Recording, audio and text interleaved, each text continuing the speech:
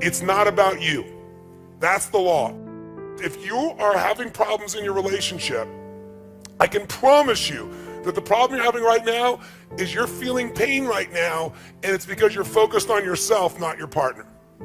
You're focused on what you're not getting. You're focused on what your partner's not giving you. You're focused on something that's not happening there. This is the number one law. You want to have an extraordinary relationship?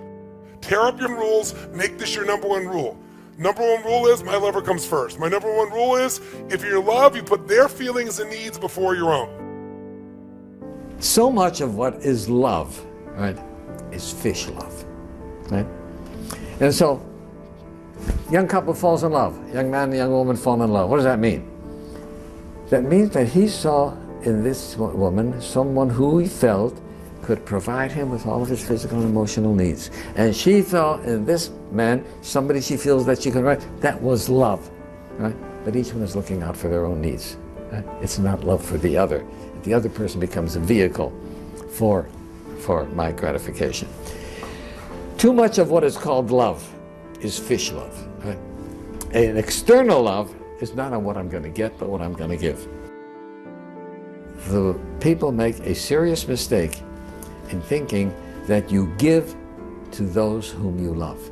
And the answer is, the real answer is, you love those to whom you give. Right? And his point is, if I give something to you, I've invested myself in you. Right? And since self-love is a given, everybody loves themselves, now that part of me has become in you, right, there's part of me in you that I love. Right? So true love is a love of giving, not a love of receiving.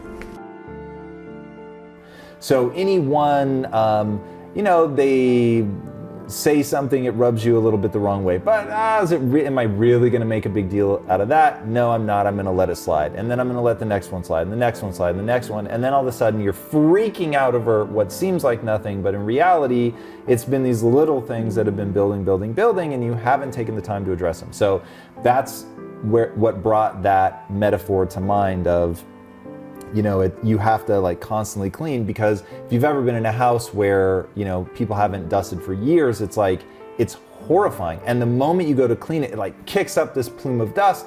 And so every time they go to talk about it now, they have to deal with that first like kick up of the plume where it's, the 6 hours, it's overnight, it's let's break up, because they're just so pissed and they haven't taken the time to address the underlying issue. Learning to love no matter what. I mean, truly no matter what. Now, how many people are going to do that? Not many. Not many people are going to have an extraordinary relationship. But what I mean by this is, if you have courage and vulnerability, that means you tell the truth. That means you open up. Most people, out of a lack of courage, hold back their gift. This idea that you're going to give pain to somebody you love, you're going to punish them, that takes no courage, that takes no vulnerability, that's just stupidity. So the more vulnerable you are, the more power you have, because love penetrates all. So here's the big problem in an argument. The person really does sometimes something that you're justified in being angry about. And the fact that you're justified to be angry is exactly what causes the problem, because you're not going to look back on it and be glad you were angry. You will always be glad you articulated when something upset you. You'll always be glad when you guys are able to really talk it out and be respectful and hear each other out and lower your defenses and open yourself up. You're always going to be glad you did that. You're never going to deal with something in a calm, rational, compassionate, loving way and be like, I really wish that I just freaked out. No one ever thinks that. Every time you freak out, you're going to be like, it's not me. All the things she's saying, like, I don't think of myself like this. I'm actually very affectionate, but you're not getting yourself to that place. And so if you've shown over and over that you're not getting yourself to that place, you need a new strategy. You need a tactic. And this is where people think that love is like some mythical thing and it's going to cure all. And if it was really love, I wouldn't have to work at it. That's total bullshit. You know that when something happens, no matter what it was, like when I said that to her, my girl knew, she and I made a decision early on. I decided, and this is a decision I encourage you to make if you haven't made it, or make it anew if you haven't made it in years. I decided I knew this woman's soul.